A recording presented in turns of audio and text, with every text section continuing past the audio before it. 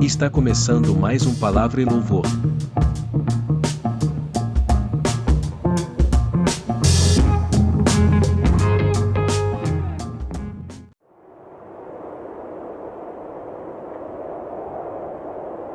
Jesus Cristo,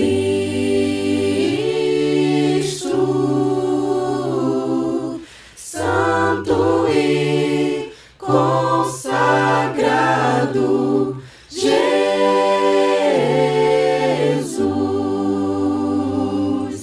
Jesus Cristo,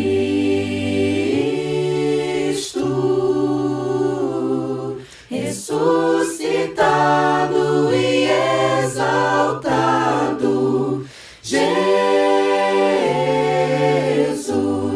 teu nome é mel para meus lábios, teu espírito rega minha alma, tua palavra é luz para meus pés. Jesus, te amo, te amo. Jesus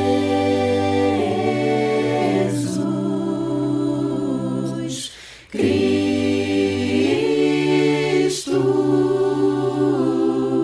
Santo e consagrado, Jesus, ressuscitado e exaltado, Jesus.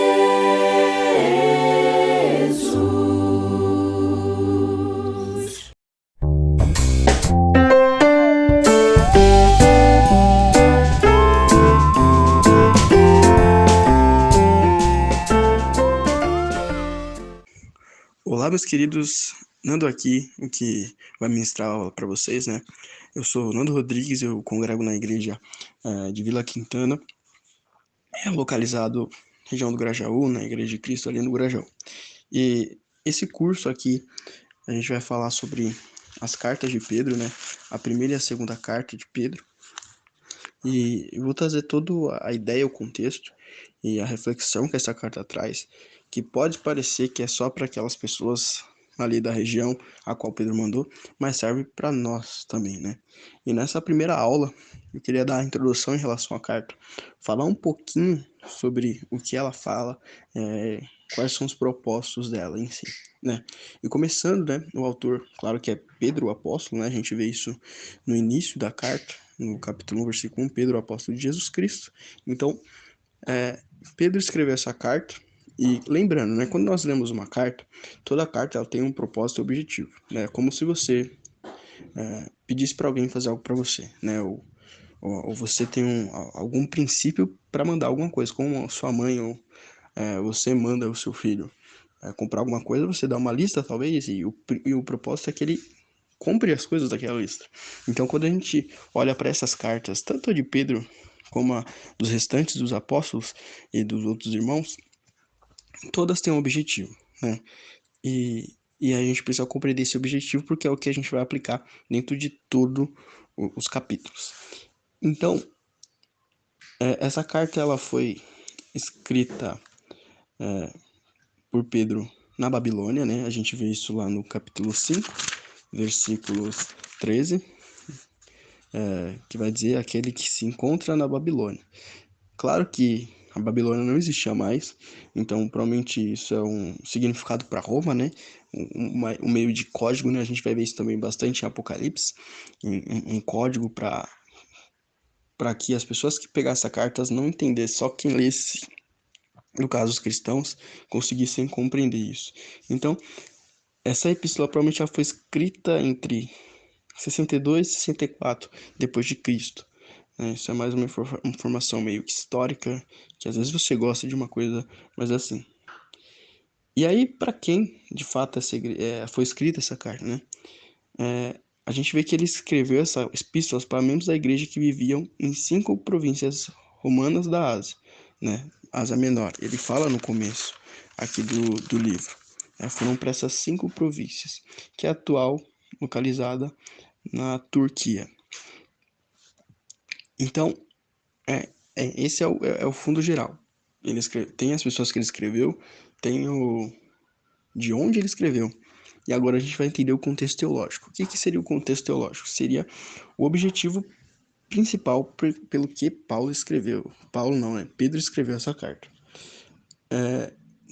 E aí o contexto teológico sempre se encontra nos versículos, né? Quando a gente vê ali no versículo 3 a 9, a gente vai ver o contexto dessa carta. Eu vou ler para vocês e acompanhem com a sua Bíblia também. É muito importante isso.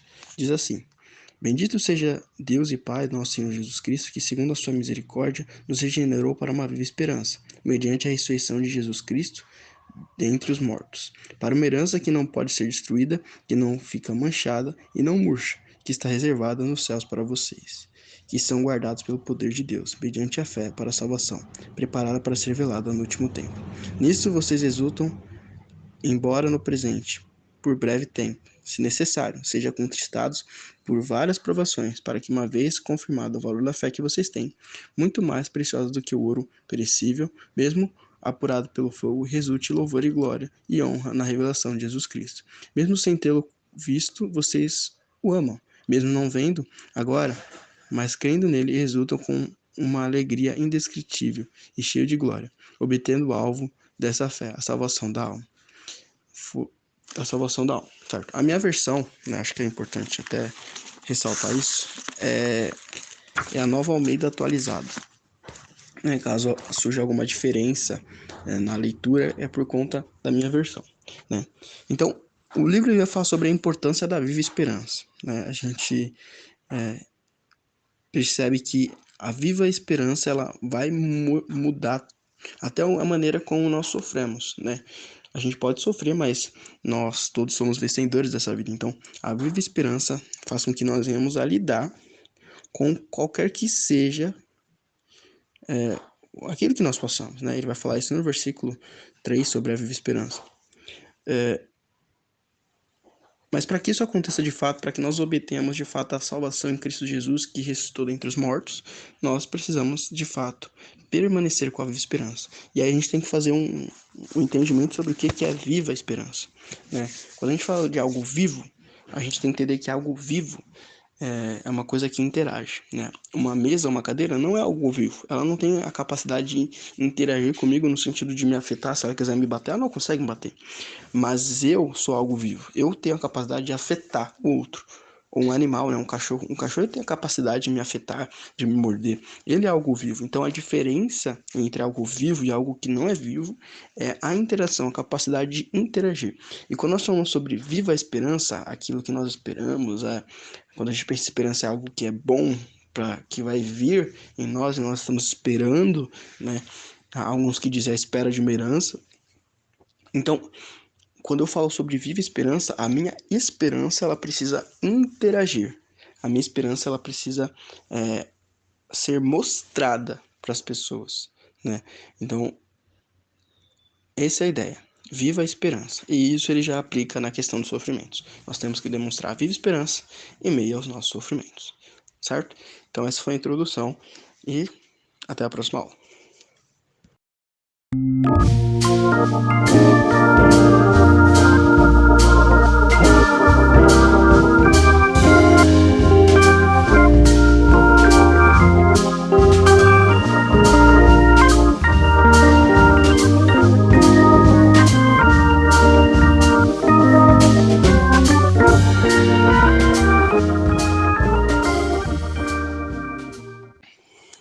Fala, meus queridos, Nando aqui novamente para continuar esse estudo a gente está lendo agora a 1 Pedro. Na aula passada a gente fez alguma introdução em relação ao livro e o contexto teológico. E agora a gente vai seguir a partir do versículo 10. Quando a gente já entende de fato essa viva esperança, ter uma viva esperança, agora a gente vai ver onde ela vai influenciar em relação à nossa vida. Na aula passada a gente viu que ele fala sobre a questão dos sofrimentos. Quer dizer o quê? Mesmo em meio ao sofrimento, quando nós temos viva esperança, essa viva esperança nos mantém firme, e essa viva esperança honra e glorifica a Jesus. Por quê? Porque mesmo sofrendo, nós passamos por isso felizes e alegres. Então imagina como as pessoas vão olhar pra gente, como as pessoas vão visualizar a nossa vida. Peraí, essa pessoa está sofrendo, mas ela continua feliz, ela continua tendo esperança em salvação. Então é importante a gente entender esses pontos. E quando a gente continua aqui a partir do versículo 10, do capítulo 1, né, de 1 Pedro, a gente vai ler agora até o 12. Ele ainda está dentro do tópico Vive Esperança. Ele vai assim, ó. Foi a respeito da salvação que os profetas indagaram e investigaram. Eles profetizaram a respeito da graça destinada a vocês, investigando qual a ocasião ou quais circunstâncias oportunas que eram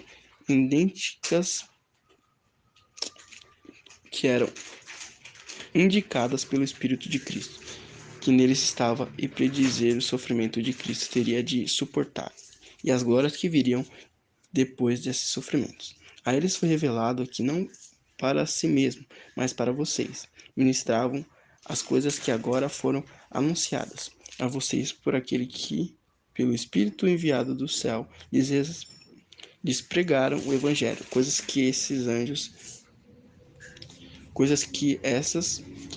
essas que os anjos desejam contemplar. Então, o objetivo aqui de Pedro, né, é animar os irmãos eles a permanecerem firmes. Porque imagina, você está sendo perseguido, você está sofrendo, e então é preciso ter uma motivação, uma ação para continuar. Porque é difícil continuar em meio ao sofrimento e meio à dor. Então, Pedro está incentivando que esses irmãos continuem. Por quê? Porque a herança a qual eles receberam foi algo que foi profetizado, só que essas pessoas que profetizaram não tiveram essa herança recebida, mas ela foi destinada a nós. Ela foi destinada a vocês, é o que ele fala. Isso foi destinado a vocês. Isso foi entregue a vocês. Então, é uma oportunidade incrível, né? Então, por mais que haja sofrimento, entenda, a oportunidade que você recebeu, a oportunidade que os antepassados não receberam. Por mais fé, por mais vida que eles viveram, por mais proximidade que eles tiveram de Deus, eles não receberam a graça. Essa graça foi dada a nós. Então, é como se Pedro estivesse falando, olha, entenda, esse sofrimento que você está passando não se compara àquilo que você vai ganhar em Cristo Jesus e àquilo que você vai receber. Então, esses irmãos, eles estavam passando por muitas perseguições, mas eles deveriam manter essa viva esperança, né?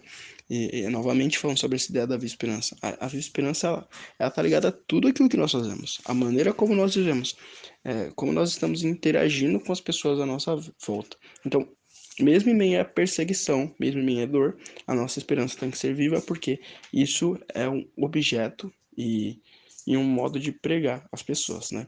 Imagina como as pessoas olharão para nós se nós tivermos, de fato, uma viva esperança. Continuando aqui, do 13 ao 16, ele vai dizer: Por isso, preparando o seu entendimento, sejam sóbrios e esperem inteiramente na graça que lhes está sendo trazida na revelação de Jesus Cristo. Como os filhos obedientes, não vivam conforme as paixões que vocês tinham anteriormente, quando ainda estavam na ignorância. Pelo contrário, assim como é santo aqueles que chamou, sejam santos vocês também, em tudo o que fizerem. Porque está escrito: Sejam santos, porque eu sou santo. Então, a viva esperança vem através do conhecimento. Então quer dizer o quê? Prepare o seu entendimento e sejam sóbrios. Então, para que de fato exista uma ação da viva esperança, é preciso ter um entendimento da palavra, ser sóbrio em relação àquilo e esperar inteiramente na graça. Então você vê que são coisas que se juntam, não são coisas que são desassociadas, não, elas são totalmente associadas. Então, primeiro você tem que ter um entendimento, ser sóbrio, e aí sim você espera o tratamento do Senhor. É assim que acontece o processo. Você conhece sobre Jesus, você entende quem é Cristo, e aí você se aproxima dessa graça.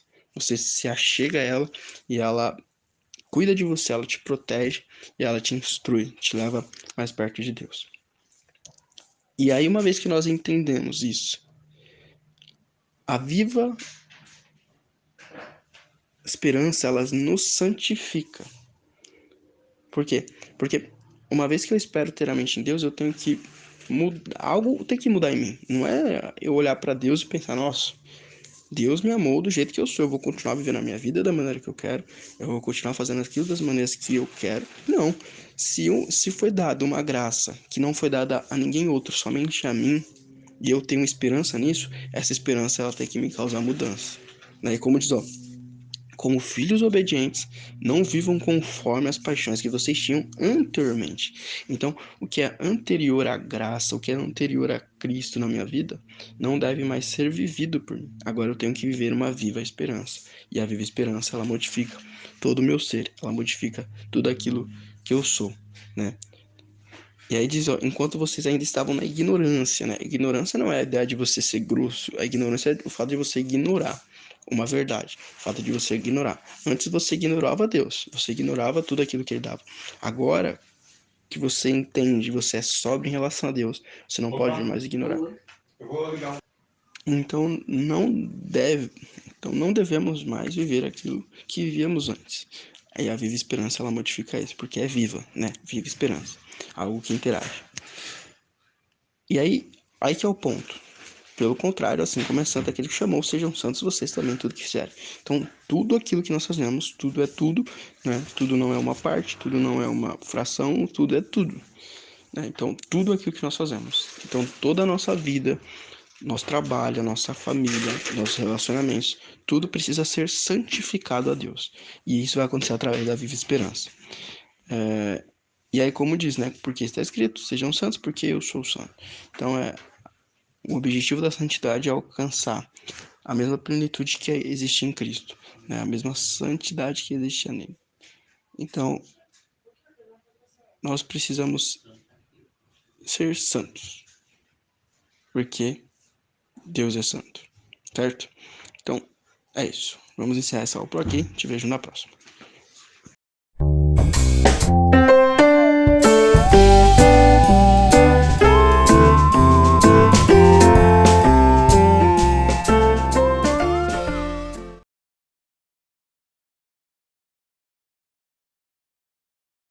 Em Jesus, amigo, temos mais chegado que um irmão. Ele manda que levemos tudo a Deus em oração. Oh, que paz perdemos sempre, oh, que dor no coração. Só porque nós não levamos tudo a Deus em oração. Temos lidas e pesares e na vida tentação. Não ficamos sem conforto, indo a Cristo em oração. Haverá um outro amigo de tão grande compaixão, os contritos Jesus Cristo sempre atende em oração. E se nós desfalecemos, Cristo estende-nos a mão, pois é sempre a nossa força e refúgio em oração. Se este mundo nos despreza, Cristo é nosso em oração. Em seus braços nos acolhe e nos dá consolação.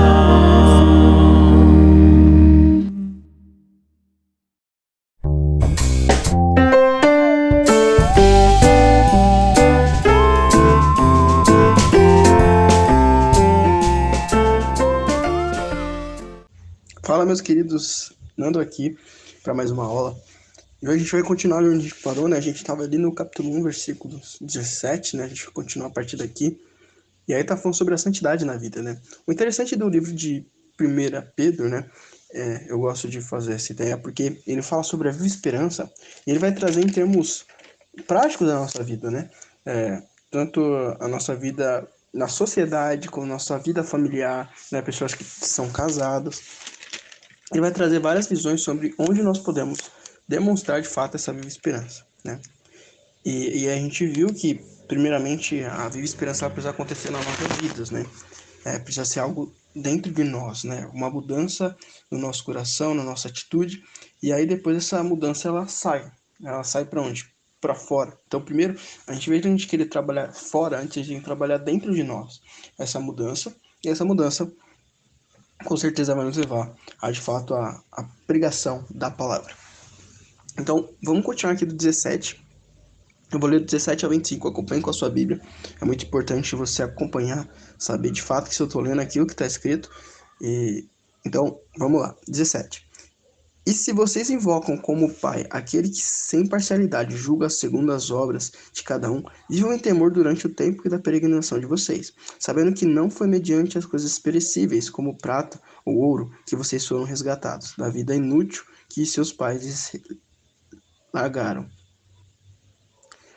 Da vida inútil que seus pais legaram, mas pelo precioso sangue de Cristo, como um de um cordeiro sem defeito e sem mácula. Ele foi conhecido antes da fundação do mundo, mas foi manifesto nesses últimos tempos, em favor de vocês. Por meio dele vocês creem em Deus, o qual ressuscitou dentre os mortos, e lhe deu glória para que a fé e a esperança de vocês estejam em Deus. Tendo purificado a alma pela obediência à verdade, como vista o amor fraternal, não fingido, amem intensamente uns aos outros, de coração puro, porque vocês foram regenerados não de semente corruptível, mas de semente incorruptível, mediante a palavra de Deus, ao qual vive e é permanente. Porque toda a humanidade é como a erva do campo, e toda a sua glória é como a flor da erva,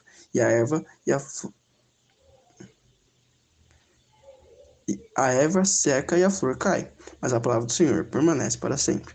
Essa palavra é o evangelho que foi anunciado a você. Então, Jesus, ele tirou você de uma situação ruim e te colocou em uma situação melhor. E por isso que nós precisamos manter a nossa vida em santidade, essa viva esperança. Por quê? Porque olha a situação que eu estava e olha a situação que eu estou. E a única coisa que Jesus me pede é uma mudança, né? E ele usa essa ideia: vivam em temor durante o tempo da peregrinação de vocês, né? A ideia do temor, de ter um temor, não é a ideia de ter medo. Temor é um respeito. Uma vez que você conhece a Deus, uma vez que você está sóbrio, né? Tem entendimento sobre quem é Deus, você teme a Ele, no sentido do temor, né? Tem o temor do medo também, porque a gente conhece o tamanho do poder de Deus, mas é mais o temor em relação ao respeito que você tem a Deus. O respeito que você tem ao poder de Deus e aquilo que Ele te deu. Olha, pense nisso, Deus, Ele te deu salvação.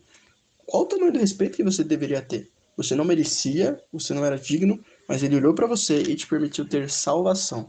Então, qual o tamanho do respeito, qual o tamanho do carinho que você deve ter por Deus? Muito grande, né? E aí a gente vê que esse é um entendimento, e viver uma vida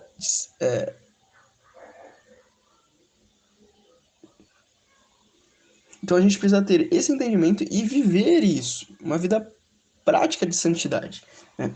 Ele vai dar alguns pontos, né? Mas pelo precioso sangue de Cristo, né? Então quer dizer o quê? Era precioso, era muito caro esse sangue, e foi nos dado, de fato, essa participação. E aí ele coloca sempre essa ideia: por meio dele vocês creem em Deus. Então vocês acreditam nele, então vocês precisam acreditar no plano da salvação dele. E aí novamente ele fala sobre a ideia da obediência, né? Tendo purificado a alma pela obediência da verdade, como vista ao amor fraternal não fingido, amem intensamente uns aos outros de coração puro. Então a viva esperança, ela nos move a tal ponto, a tal forma, que nós olhamos para o nosso próximo, olhamos para o nosso irmão, nós amamos ele intensamente, de coração puro, de sinceridade, não de coisas fingidas, mas de coração e de verdade, né? Então,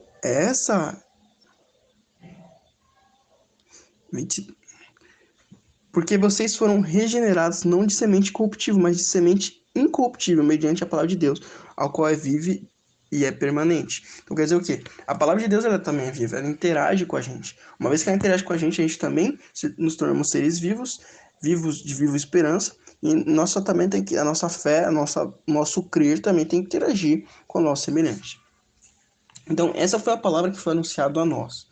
Então, primeiro ponto, para que tenha uma viva esperança, entender qual é a esperança que você tem. E aí, no capítulo 2, ele vai falar sobre a nossa postura, a nossa vida, como a nossa vida deve ser modificada através disso. Capítulo 2, versículo 1 até o 10, eu vou ler. Portanto, abandonem toda a maldade, todo engano, hipocrisia e inveja, bem como todo tipo de maledicência. Como crianças recém-nascidas, desejem um genuíno leite espiritual, para que por ele lhes seja dado crescimento para a salvação. Se é que você já tem experiência de que o Senhor é bondoso. Chegando-se a ele a pedra que vive, rejeitada assim pelos homens, mas para com Deus eleita e preciosa. Também vocês, como pedras que vivem, são edificados casa espiritual, para serem sacerdócio santo, a fim de oferecerem sacrifício espiritual agradáveis a Deus por meio de Jesus Cristo. Por isso está escrito: eis que põe em Sião uma pedra angular, eleita e preciosa, e quem nela crer não será envergonhado. Portanto, para vocês, os que creem, esta pedra é preciosa, mas para os descrentes, a pedra que os construtores rejeitaram, ela veio a ser pedra de angular e pedra de tropeço, rocha de ofensa. Se esses, os que tropeçam na palavra, sendo desobedientes, para que também foram destinados, vocês, porém, são geração eleita, sacerdócio real, nação santa, povo de propriedade exclusiva de Deus, a fim de proclamar virtude daqueles que o chamou das trevas para a sua maravilhosa luz. Antes vocês não eram povo, mas agora são povo de Deus. Antes não tinham alcançado misericórdia, mas agora alcançaram misericórdia. Então, sejamos... Primeiro, você precisa desejar a palavra como criança deseja o leite materno, né? Então ela precisa daquele alimento. De que maneira você deseja a palavra? A palavra ela faz falta na sua vida? Se passa um dia na sua vida e você não sente falta da palavra, será que você está desejando a palavra? Como você talvez fique uma hora sem comer e você já esteja com fome, você deseja comer uma comida, você deseja comer um alimento, né? Esses dias, às vezes, eu estava viajando e ao longo da viagem, 2 dias e tal, eu não comi direito arroz e feijão, comidas que normalmente aqui no Brasil são o que nós mais gostamos. Teve exatamente um dia que eu desejei comer arroz e feijão. Eu desejei comer essas comidas que eram costumeiras minhas e por conta da viagem eu estava comendo apenas lanches, né? Coisas diversas. Então, será que nós desejamos a palavra dessa mesma forma que eu desejei aquela comida? Né? Será que você deseja? Isso faz parte de uma viva esperança. Por quê? Porque se você tem uma viva esperança em algo, você quer estar sempre focado naquilo, pensando naquilo, né? E uma vez que nós desejamos isso e nós buscamos isso, nós sempre vamos estar em crescimento espiritual. Porque é isso, você come para crescer. Seja o adolescente que come, né, e está em fase de desenvolvimento, seja a pessoa que come e acaba engordando, né? Mas brincadeiras à parte, comer é para o crescimento espiritual, para o nutriente. E uma vez que você cresce, você vai crescendo, você se torna, na semelhança de Cristo, uma pedra de construção. Jesus ele é a pedra angular, quer dizer o que é? A pedra modelo, aquela pedra que define todo o modelo, de fato, de uma construção. Nós somos pedras em uma construção. E qual é essa construção? De fato, qual seria essa construção? Nós fazemos parte dela. Você precisa saber de que parte de construção você faz. Então, Jesus ele é a pedra modelo. E nós temos que tentar seguir esse modelo, para que nós de fato fazemos parte dessa construção, e tudo isso vai expressar a nossa viva esperança. E ele vai colocar alguns pontos bem interessantes em relação ao que nós somos, né? Vocês, porém, são geração eleita, uma geração escolhida, sacerdócio real, nação santa, povo de propriedade exclusiva de Deus. Então quer dizer o quê? Geração eleita, uma geração que foi escolhida por Deus.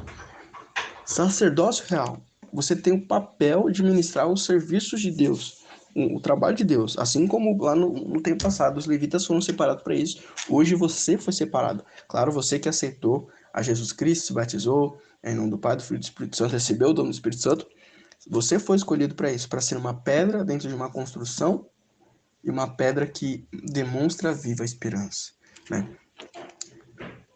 nação santa, então é a nação santificada que foi separada, povo de propriedade exclusiva de Deus. Então você é uma propriedade de Deus agora.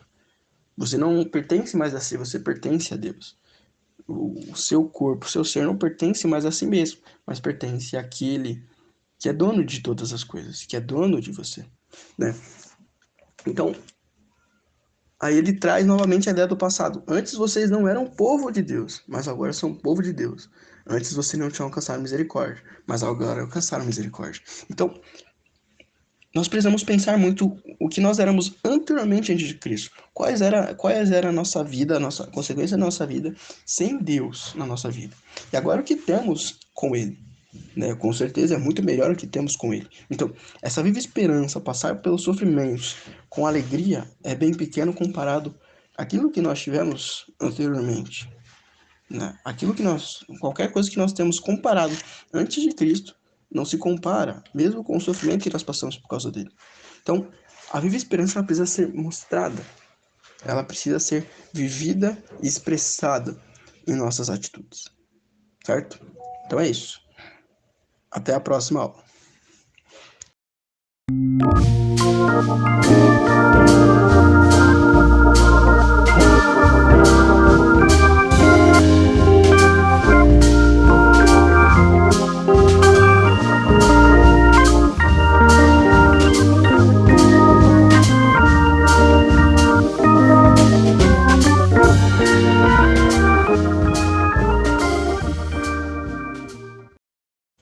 Fala, meus queridos, ando aqui para mais uma aula, continuando aqui 1 Pedro. A gente está falando sobre, de fato, a viva esperança, né? Como essa viva esperança, ela tem a ver com a nossa vida, com tudo aquilo que nós fazemos. E agora a gente vai pôr em termos mais práticos, né?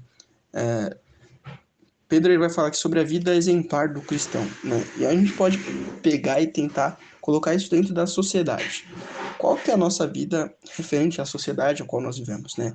Seja a escola, o governo, nossa vizinhança. Qual a postura que nós temos e como as pessoas olham para a gente dessa maneira? A gente vai começar lendo no capítulo 2 de 1 Pedro, versículo 11 até o 17. Vai dizer assim: Amados, peço a vocês, como peregrinos e forasteiros que são, que se abstenham das paixões carnais que fazem guerra contra a alma, tendo conduta exemplar no meio dos gentios, para que quando eles os acusarem de malfeitores, observando as boas obras que vocês praticam, glorifiquem a Deus no dia da visitação. Por causa do Senhor, estejam sujeitos a toda a instituição humana, quer seja ao rei como soberano, quer seja às autoridades como enviados por ele, tanto para castigo dos malfeitores, como para louvor dos que praticam o bem. Porque assim é a vontade de Deus, que pela prática do bem, vocês silenciem a ignorância dos insensatos.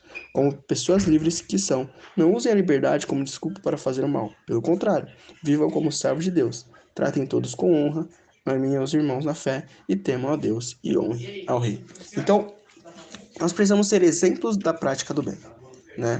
E aí ele fala sobre a cidade de não confundir a liberdade que nós temos, né? Porque normalmente as pessoas entendem liberdade como libertinagem. Quer dizer o quê? Libertinagem é fazer tudo aquilo que eu quero, fazer tudo aquilo que do meu bel prazer. Isso de fato não é liberdade. Não é liberdade que de fato significa a ideia de ser livre, né?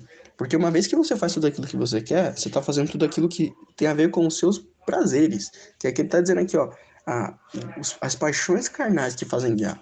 Então você não está vivendo aquilo que você quer fazer, você está fazendo aquilo que a sua carne, o seu desejo carnal quer fazer. Então você não é livre, porque você é escravo dos seus desejos. Você não tem uma liberdade de fato. Então as pessoas confundem muitas vezes isso, né? Isso que você faz, o que você quer é libertinagem. Agora a liberdade vai muito além. A liberdade vai à prática do bem. Quer dizer o quê? Fazer aquilo que normalmente não me agrada, fazer aquilo que normalmente me tira do conforto, fazer aquilo que contribui para o outro, né? Exemplo, como a gente viu antes, fazer aquilo, amar ao meu próximo, que vai exigir de mim sacrifício, vai exigir de mim uma mudança total da minha vida, né? Então, e aí vem esse ponto. Uma prática do bem. Estar sujeito a toda a instituição humana. Quer seja rei, quer seja soberano.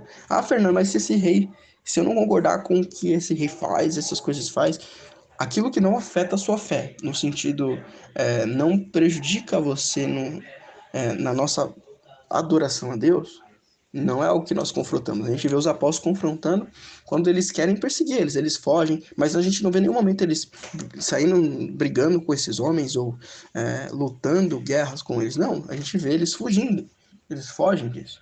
Então nós não devemos brigar com nenhuma instituição humana e muito menos, eu vou até além, né? Ficar discutindo sobre coisas políticas. Por quê? Nosso reino não é dessa terra, nós não somos daqui. Nós somos do reino celeste. Então, eu vou um pouco mais extremo, mas claro que isso aqui já talvez seja uma questão opinativa, né? Então, vamos separar o que é opinião. Que o cristão não deveria se envolver em política, né? Porque há muitos perigos nisso e muito menos discutir. Se você perde seu tempo discutindo na internet, falando mal dos seus governantes, você já não está se sujeitando a eles. Então você já está infringindo o mandamento, que é o quê? Está sujeito a toda instituição humana que Deus nos manda. Então, seja qual for, nós temos que fazer o bem. E aí deixa claro, silenciar os ignorantes, né, pela prática do bem. Então, através da nossa boa prática, nós silenciamos. Nós não precisamos falar nada. Nossa vida precisa mostrar, de fato, uma boa conduta, algo realmente bom.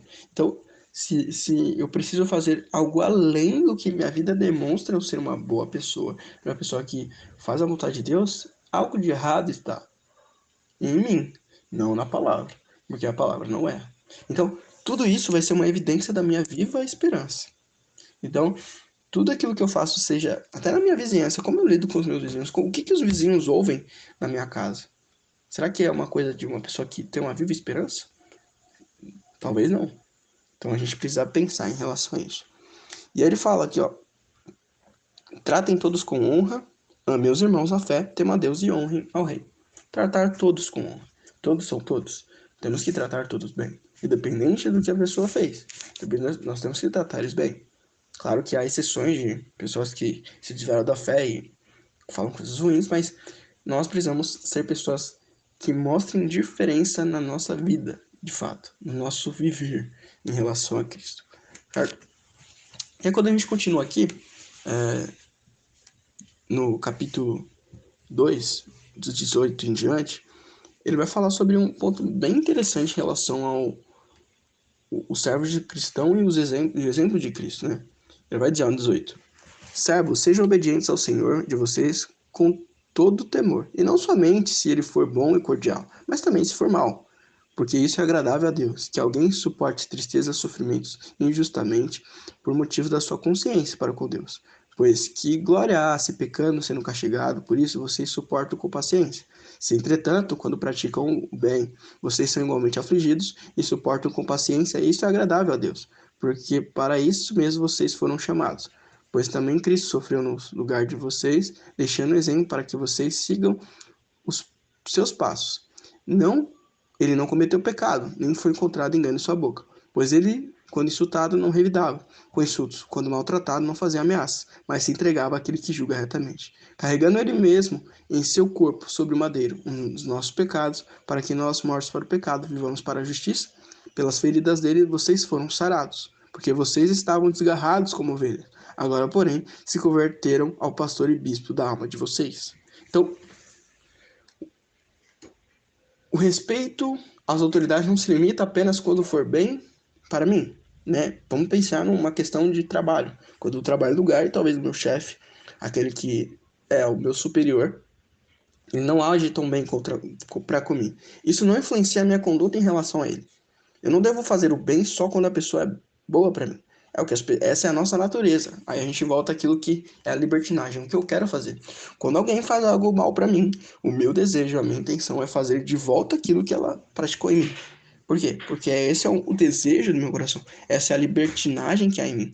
Mas a liberdade vai muito além. A liberdade vai onde eu faço aquilo que é bom, independente do mal que a pessoa faz para mim. Então, o cristão ele vai sofrer por fazer o que é certo.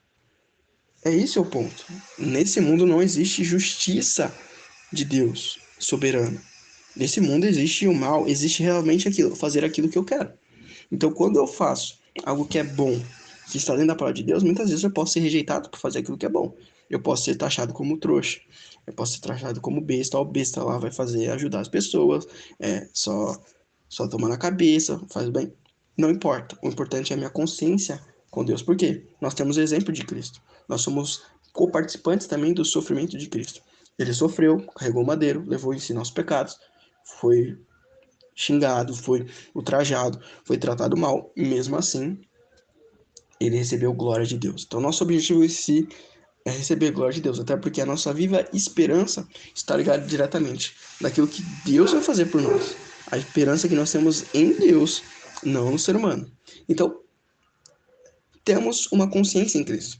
Então, nós devemos nos alegrar em nossas aflições. Por quê? Porque nós estamos imitando o exemplo de Cristo. Uma vez que nós imitamos o exemplo de Cristo, somos coparticipantes do sofrimento dele e da sua morte. E se também somos coparticipantes da sua morte, também seremos coparticipantes na revelação, na sua ressurreição, né? No caso, na nossa viva esperança que está em ressurgir dos mortos em Cristo. Ok? É isso. Até a próxima aula.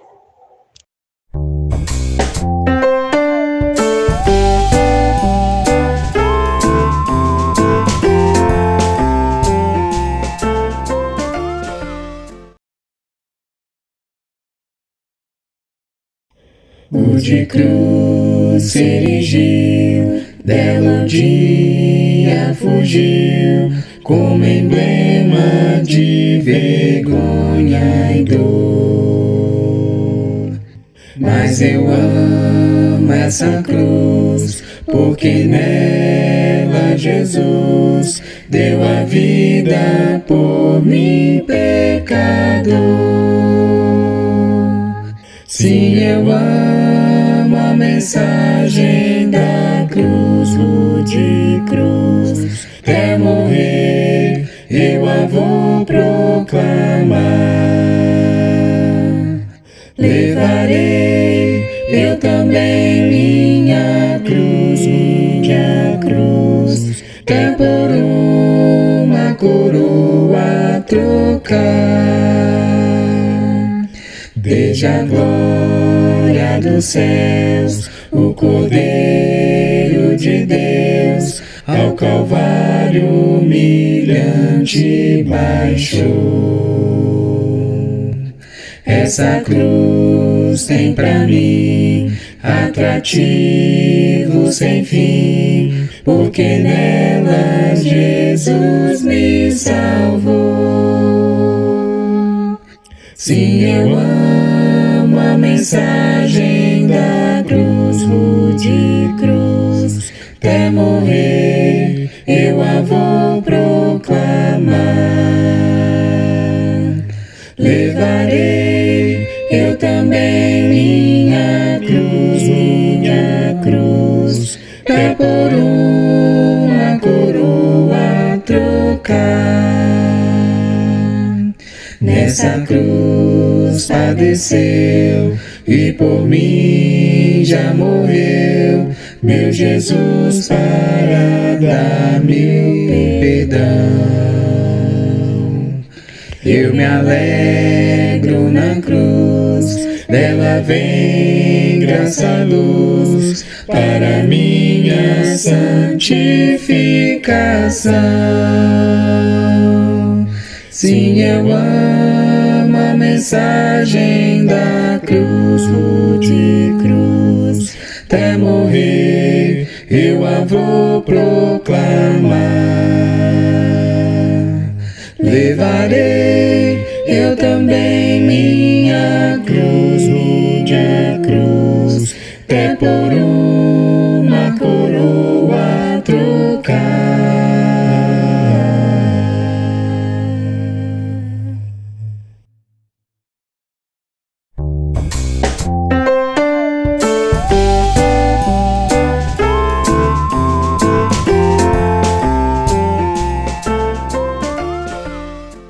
Fala galera, Nando aqui para a terceira aula de 1 Pedro, né? Agora vamos entrar aqui no capítulo 3. Aqui a gente está falando da viva esperança, né? E relembrando, vivo é algo que interage. Esperança é aquilo que nós temos em Deus.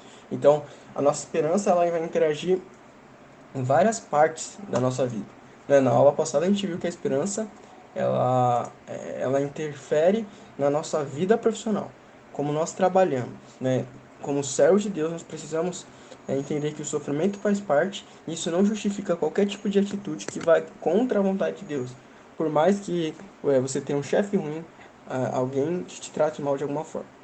E aí agora no capítulo 3, Pedro ele vai entrar em outro aspecto, onde a gente deve demonstrar a esperança. Claro que essa parte aqui é para bem mais específico, para pessoas que já estão em outro nível de relacionamento, que tem a ver com o casamento, né? Espero que você tenha lido. Se não leu, pause um pouco o áudio, leia, né? A gente vai ver primeiro aqui do versículo 1 ao 7, tá bom? Então, pause aí para ouvir do 1 ao 7 e depois você continua para a explicação. Então, Pedro vai dizer que a conduta da esposa cristã ela pode levar, né, o marido a crer, né, a atitude dela de se manter fiel, né, de fazer o que é certo, leva o marido a crer. Né? Ele vai falar no aqui, igualmente vocês esposas estejam sujeitos cada um ao seu próprio marido, para que, se ele ainda não obedece a palavra, seja ganho sem palavra alguma. Então quer dizer o quê? A sua fé, a sua conduta, ela não depende de como o outro entende ou como o outro interage, mas ela depende exclusivamente de como você vive ela. Então, eu não preciso ser cristão esperando que o outro entenda super, ou que o outro me trate diferente por eu ser cristão. Não, eu sou cristão independente de como o outro me trata, independente do que, como o outro se comporta em relação a mim. Se ele me trata bem, se ele me trata mal. A minha atitude é a mesma, independente para qualquer for a pessoa. Outra coisa que ele estabelece aqui é que o mais importante é a beleza interior. Né? Muitas vezes nós talvez nos preocupamos, né? Não só mulheres, mas homens, em estar bonitos visualmente, estarmos elegantes, até mesmo usamos de trajes que chamam a atenção de forma negativa, né? Ao meu ponto de ver, no sentido sexual. É, Coloca muitas coisas para chamar a atenção, só que não é isso o verdadeiro motivo pelo qual as pessoas devem chamar a atenção. Devemos chamar a atenção por aquilo que há dentro de nós. É dessa forma que realmente você vai ser lembrado, né? Porque a beleza exterior ela passa, mas a interior ela permanece, porque as pessoas vão se lembrar, né? De fato. E, e aí ele coloca também, ele está falando basicamente sobre o casamento. Então, a viva esperança ela tem que ser vivida em relação ao casamento. Como eu vivo a viva esperança? A mulher se sujeita ao seu marido, né? Independente se ele for cristão ou não, né? Porque a conduta dela vai fazer com que ele creia. E aí o marido ele também tem que fazer uma coisa, né? Ele precisa viver a vida comum do lar, né? Honrar a esposa, tratar ela como parte mais frágil, e não entendeu errado, né? Não quer dizer que a mulher é frágil no sentido que ela não suporta dores, não. Mas se o marido tratar a mulher como parte mais frágil, com certeza ele vai acabar cedendo mais coisas, e ele vai ser mais paciente em entender as necessidades da sua esposa, entender aquilo que ela realmente precisa. Então, não é apenas para você ser um marido, que sua mulher fique em casa, faça as coisas e você vai para o trabalho, chega e não faça nada. Não. Viva a vida como do lar. Seja participante, ajude ela nas coisas que ela deve fazer, ajude ela com os filhos, né? Então, é necessário que haja de fato uma relação de companheirismo mesmo, né? Onde o que você puder fazer, você faça. O que você puder executar, você faça, né? Então, todos são participantes dessa graça, né? Isso que o homem precisa também entender com o marido. A sua mulher é uma participante da graça. Ela é tão merecedora quanto você. Você não é mais merecedor que ela, né? Todos são merecedores dessa graça, né? Então, e aí ele deixa claro, assim as suas orações não serão interrompidas, né? Porque se começar a virar uma competição, com certeza o relacionamento ele não vai sustentar em uma competição. A tendência dele acabar, a tendência dele se desgastar é muito grande, porque tá um querendo ser melhor que o outro, e aí no final ninguém é melhor que ninguém. E aí acabam se perdendo e acabam saindo do real propósito do casamento. Tá? E aí quando a gente continua aqui, a gente vai ver agora do 8 ao 12. Então leia aí e depois você continua o áudio, tá bom? Dá uma pausa e leia. Aqui no versículo 8 em diante, ele vai falar sobre o amor fraternal. O amor fraternal ele tem a ver com o amor de irmãos, né? Significa o quê? Que ele está falando exclusivamente da igreja, né? Então, viver uma vida digna perante as pessoas que estão ao seu redor, né? Ou então, finalmente, tenham todos o mesmo modo de pensar. A primeira coisa que precisa ser estabelecida quando você tem uma viva esperança é o mesmo modo de pensar com a congregação. O mesmo modo de pensar em relação às coisas que são de extrema importância. Cristo é Jesus, Cristo é Salvador. Essas coisas têm que ser pontuais e fundamentais. E aí ele coloca outras características. Sejam compassivos, fraternalmente amigos, misericordiosos, humildes, não paguem o mal com mal, nem ofensa com ofensa. Pelo contrário, respondam com palavras de bênção, pois é isto mesmo vocês foram, para isso mesmo vocês foram chamados, a fim de receberem bênçãos por herança. Então, a relação que eu tenho que ter com os meus irmãos é de realmente amá-los, eu ter misericórdia, olhar com o olhar de misericórdia para eles, de humildade, não querendo se vingar, até porque são pessoas. Então as pessoas elas cometem erros, elas falham e em algum momento as pessoas vão falhar com você, você vai falar com as pessoas, mas isso não significa que você deva fazer o mesmo, né? Tenha misericórdia, ouça, né? Preste atenção, não pague ofensa com ofensa. O cristão ele precisa proferir bênçãos, ele precisa falar de coisas boas, né? Então, se nós ficamos praguejando, falando coisas ruins, nós não temos uma viva esperança. A viva esperança ela não se mostra na nossa fala, porque o que nós desejamos para o outro são coisas ruins, são maldições. Então, pense, será que é isso que você quer receber? É isso que você deseja? Porque se você deseja para o próximo, provavelmente você também queira isso. Então, nós só devemos desejar aquilo que nós queremos para nós também. Então, o objetivo é viver uma vida digna, uma vida de unidade. Nós precisamos ser uns com o corpo. Não podemos fugir dessa responsabilidade. Isso tira o nosso foco de Deus. Ok? E aí a gente vai continuando aqui no versículo 13 ao 22. Leia aí, pausa, leia e aí você retorna o áudio. Aqui ele vai falar sobre o sofrimento como seguidor de Cristo. Podemos sofrer pelo que é certo, né? E por fazer isso que é certo. Então, entenda isso. O sofrimento ele faz parte. Nós somos co-participantes quando nós somos maltratados, né? Ele coloca até o exemplo, né? Se nós somos maltratados quando fazemos o bem, né? Não há um erro, não é culpa nossa. Mas quando nós somos maltratados porque nós fazemos o mal, há um problema, porque aí é culpa nossa, né? Ele até coloca aqui, feliz, bem-aventurado aquele que sofre por cometer algo que não foi culpa dele, né? Então, quando não é sua culpa, que bom, quer dizer o quê? Que é injusto, né? E o injusto vai ser cobrado por Deus, né? Deus ele vai trazer de fato a real justiça, né? E aí ele também coloca, né, que nós precisamos estar preparados para responder, né? Será que realmente estamos preparados para viver, né? Ali no 15, ó, pelo contrário, santifique-se em Cristo como o Senhor no seu coração, estando sempre preparados para responder todo aquele que pedir razão da esperança que vocês têm. Como assim? Então, pedir razão, eles querem saber, mas por que que você tem esperança nisso? Por que que você acredita nisso? E aí o que vai acontecer? A sua vida, tudo aquilo que você faz, seja no seu trabalho, seja na sua vida pessoal, no seu casamento, na relação com os irmãos, vai ser evidenciado. Mas aí você tem que estar pronto para responder.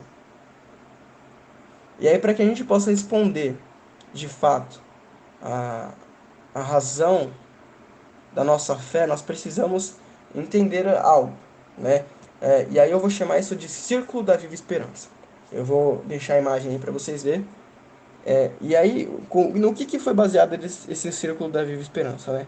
Naquilo que o próprio Pedro ele coloca ali no versículo 16. Mas façam isso com mansidão, temor, com boa consciência, de modo que naquilo que falam de você fiquem envergonhados esses que difamam a boa conduta.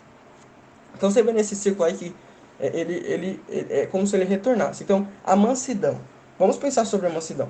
Para que nós chegássemos a Deus, para que nós chegássemos a Cristo, nós tivemos que ter mansidão. Quer dizer o quê? Reconhecer, né, se humilhar de que nós éramos pecadores. E aí essa mansidão gerou um temor. Esse temor a Deus, que é o respeito, conhecendo quem é Deus, sabendo que tanto ele pode te levar para o céu quanto a sua alma no inferno, nos leva a uma boa consciência. Quer dizer o quê? Eu conheço a Deus. E isso novamente retorna em mansidão. E cada vez mais isso vai crescendo. E aí, cada vez mais que essa roda for girando, que eu for tendo mais mansidão, mais temor, boa consciência, eu vou estar preparado para responder àqueles que me perguntam em razão da minha fé. Essas coisas são complementares. Tudo que a Bíblia coloca é complementar. A mansidão, o temor e a boa consciência. Não são coisas que podemos separar, né? Então, se nós sofremos pelo bem, deve ser um motivo de alegria, né? Nós devemos nos alegrar, de fato, por cada coisa que passamos, né? Aí no 18 vai falar, ó, pois também Cristo padeceu uma única vez, pelo pecado, justos e pelos injustos, para conduzir a vocês mortos sim, na carne, mas vivificado no espírito, no qual também foi e pregou aos espíritos em prisão, os quais no outro tempo foram desobedientes quando Deus aguardava com paciência nos dias de Noé, enquanto se preparava a arca, que na qual poucas pessoas, apenas 8, foram salvas através de Noé, né? Então, assim Cristo ele sofreu, né, por fazer o que é certo. Então, nós somos coparticipantes do sofrimento de Cristo, né? E de fato isso vai acontecer. E aí tá falando que e aí ele relembra, né, o que aconteceu lá no passado, né? Cristo ele foi e fala que ele pregou aos espíritos em prisão que foram desobedientes, né? Então ele sofreu pelo pecador e ainda pregou para injustos e injustos. Todos merecem que a palavra seja pregada. Na verdade, no fato ninguém merece, né? Mas todos podem receber a palavra, porque Deus permitiu que isso acontecesse. Certo? É isso. Até a próxima aula.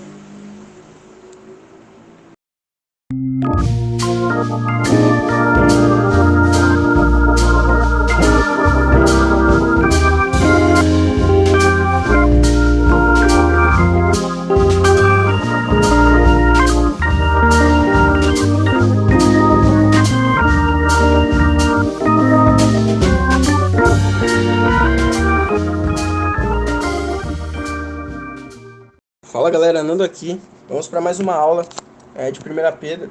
Agora a gente vai entrar aqui no capítulo 4. Né? Lembrando que nós estamos falando sobre a viva esperança, né?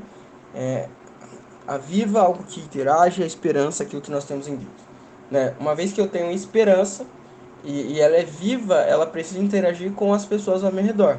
A gente já viu que ela interage na nossa vida pessoal, com a nossa vizinhança, ela interage com os nossos trabalhos, onde nós estamos trabalhando, ela interage no nosso lar, né? Somos casados, ela interage na nossa congregação e ela interage em meio ao sofrimento. Né? A nossa esperança ela não se limita apenas eu falar que acredito, mas ela tem a ver com onde eu demonstro ela. Eu tenho que demonstrar ela em todas as etapas da minha vida, certo? E a gente vai entrar aqui no capítulo 4, né? Claro, aquela orientação, leia aí o versículo 1 ao 6, né? Pausa o áudio, escuta e aí vem aqui para reflexão, tá bom? E aí, no 4, versículo 1 vai dizer, ora, tendo Cristo sofrido na carne, estejam também vocês armados do mesmo modo de pensar. Então, novamente, o mesmo modo de pensar. Vamos sofrer e quando nós rompemos com o pecado, nós vamos sofrer ainda mais.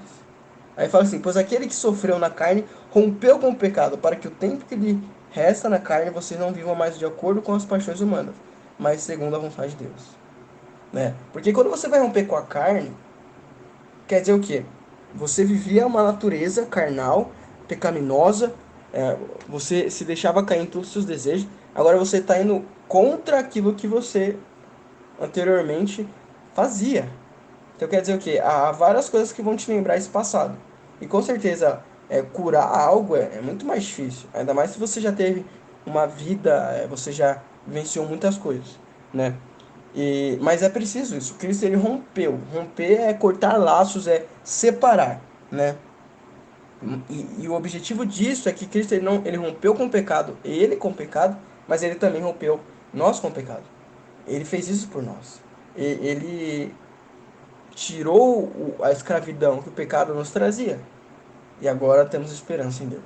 né? Então, agora é preciso viver segundo a vontade de Deus, mas não segundo mais a minha vontade, né? Esquecer o que era passado, esquecer o que eu fiz lá e seguir em frente, olhar para frente, né? Tem uma frase que fala, né, sobre o carro, né, que tem o carro quando você dirige e tem um retrovisor, né, e o para-brisa, né? É, e quando você olha para o retrovisor ele tá olhando o que é atrás de você, né? E quer dizer o quê? Que ela é pequena, porque o passado ele é referência. O que é direção é o que está à nossa frente, por isso que ele é maior. O que você precisa olhar é para frente. Nós temos que parar de olhar para o passado, começar a olhar para o futuro. E olhar para a esperança que temos em Cristo. Porque é isso que nós temos em Cristo, né? Antes nós tínhamos pecados, nós vivíamos do pecado, mas agora temos Deus, né? 6. Pois para este fim o evangelho foi pregado, também a morte para que mesmo julgados na carne, segundo os homens, vivam o espírito segundo Deus, né? Então, agora não tem mais desculpa. Você não é mais escravo do pecado, porque Cristo te libertou. Leia aí, por favor, agora do 7 ao 11, e a gente vai continuar aqui. Leia aí do 7 ao 11 pra gente continuar. Então, aqui nós precisamos entender que nós precisamos ter critérios, né? Ele fala, sejam criteriosos no 7 e sábios para poderem orar, né? Nós temos que ser criteriosos e sóbrios. Nossas orações não podem ser orações qualquer, ou nós não podemos viver uma vida qualquer. Precisamos ser lógicos e saber os critérios. Isso é muito importante, né? Para nossa vida, né? E aí ele coloca assim, acima de tudo, porém, tenham muito amor uns pelos outros. O amor de fato, ele cobre multidão de pecado, né? É o que Deus fez com a gente. E juntamente com o amor, ele traz várias ações, porque amar é ação, né? Eu amo, você ama, nós amamos, ele ama, é uma ação. Então, o amor não é um sentimento. O amor é uma atitude que eu executo de benefício ao outro, com o benefício de que o outro seja abençoado e glorificado por isso, né? E aí ele coloca algumas atitudes. Hospitalidade, sem reclamação, né? E servir de verdade. Então, ser uma pessoa hospitaleira que cuida, parar de murmurar, parar de ser reclamão, né? E servir as pessoas. É assim que se ama. É assim que demonstra o verdadeiro amor, né? E aí ele coloca, né? 10. Sirvam uns aos outros, cada um conforme o dom que recebeu, como encarregados de administrar bem a multiforme graça de Deus. É tão interessante isso, porque, pensa comigo, o chamado para evangelizar é para todos. Todos devem evangelizar, mas nem todos evangelizam da mesma forma. E é assim que a multiforme graça de Deus se mostra em cada um. Porque, às vezes, o meu evangelismo vai ser, não de eu ficar falando, né, de Jesus, indo nas praças públicas, mas o meu evangelismo vai ser da minha atitude. As pessoas vão olhar para a minha ação e vão falar, peraí, essa pessoa é diferente. Peraí, essa pessoa ela faz algo extraordinário. Ela nunca fala um palavrão. Ela cuida dos outros. Ela está sempre disposta. O que há de diferente nessa pessoa? Aí que está o segredo. Podemos pregar de vários modos. Temos muitos dons e nenhum ou é maior ou melhor do que o outro. Isso que é interessante. Não é uma competição. Ninguém está competindo. Todos estão indo para o mesmo objetivo, que é para que as pessoas ouçam e sejam salvas. E aí, continuando, leia aí do 12 ao 19, né? Desculpa, 12 ao 19. Dá uma pausa, depois você volta. E aí ele vai falar agora que nós seremos provados com o fogo, né? Deus ele vai nos provar, né? Para ver se nós vamos resistir de fato. E aí a pergunta é: queremos a vida eterna? Queremos de fato ela? Então nós precisamos sofrer também por ela. 13. Pelo contrário, alegrem-se na medida em que são co-participantes do sofrimento de Cristo, para que também na revelação da sua glória vocês se alegrem exultando. Se são insultados por causa do nome de Cristo, vocês são bem-aventurados, porque o Espírito da glória, que é o Espírito de Deus, repousa sobre vocês. Então olha só, não há tristeza em sofrer pelo nome de Cristo, mas há grande alegria. Sofrer como cristão vale a pena. Faz parte. 19. Por isso também os que sofrem segundo a vontade de Deus entregam a sua alma ao fiel Criador na prática do bem. Viva uma vida digna. Sofra, porque o sofrimento vale a pena para o cristão. Não é algo ruim. É algo de grande valor. E aí, vamos continuar no capítulo 5. Leia aí do 1 ao 4. Pausa, lê do 1 ao 4 e volta para cá. Aqui, primeiro detalhe importante que a gente observar é que Pedro, ele se tornou um presbítero. Pedro, aquele mesmo Pedro de cabeça dura que cortou a orelha de um dos soldados, agora se torna um discípulo. Olha que alegria. Que coisa maravilhosa. Nós estamos em constante processo de crescimento, graças à viva esperança em nós. Ele passou por isso. Pedro, ele passou por essa viva esperança. Ele cresceu dentro disso. Fazer as coisas para Deus de modo espontâneo. Pedro está recomendando isso, porque foi a mesma coisa que ele fez. Não fazer por obrigação, mas espontâneo, porque como Deus quer, não por ganância, mas de boa vontade. Devemos fazer as coisas assim. E foi assim que Pedro chegou ao presbitério. Ele alcançou qualificações que talvez a gente olhasse para Pedro e achasse: peraí, Pedro não é merecedor disso. Pedro não é tão bom para ter essas qualificações. E aí que a gente tem que entender: para Deus nada é impossível. Para Deus ninguém é difícil demais. Então é necessário que deixe Deus trabalhar. Pedro orienta para que os pastores, eles, como eu havia falado, eles não façam nada por obrigação, mas por boa vontade, né? Cuidar de fato, o papel do pastor é cuidar, não ser cuidado. Temos que entender isso, né? E confiar, porque o supremo pastor, que é o pastor mais importante, que é Deus, ele confiou a esses pequenos pastores. Então é preciso cuidar, não ser cuidado. Não é esse o objetivo do pastor. Continuando, leia agora do 5 ao 14, finalizando esse capítulo e o livro, né? Pausa aí e continua depois. Então, Pedro recomenda que os jovens sejam submissos aos mais velhos, né? Ele fala que nós precisamos ser humildes, né? Todos devem ter essa humildade, tanto os mais velhos quanto os mais novos, né? 6 fala: portanto, humilhe-se debaixo da poderosa mão de Deus, para que ele em tempo oportuno exalte, né? Quando nós nos humilhamos, nós somos exaltados por Deus. Quando nós nos ajoelhamos perante a Deus, ele nos exalta. E aí ele fala que lance sobre ele toda a sua ansiedade, porque ele tem cuidado de vocês. Para quem nós devemos lançar nossa ansiedade? Para Deus. Devemos entregar totalmente a nossa ansiedade para o Senhor, porque ele tem cuidado de nós. E aí ele chama nós para a vigilância. Sermos vigilantes, temos que ficar alerta e entender que nós estamos sendo aperfeiçoados através do sofrimento. 9. Resistam-lhe firme na fé, certos de que o irmão de vocês espalhados pelo mundo estão passando por sofrimentos iguais a vocês. Você não é o único a sofrer. O mundo não gira em torno do seu umbiguinho. Não é só você que sofre. Todos sofrem. Todos passam por sofrimentos. Depois Paulo se despede desses irmãos, mas com grande lição. A viva esperança, ela precisa ser vista, porque ela interage. Se a sua esperança não está interagindo, você não está vivendo da maneira que o Evangelho pede. É isso. Espero que vocês tenham gostado dessas aulas, dessa sequência de aulas. Espero que tenha feito sentido para vocês e que Deus possa abençoar o crescimento de vocês e o aperfeiçoamento de vocês na fé. E que vocês tenham uma viva esperança.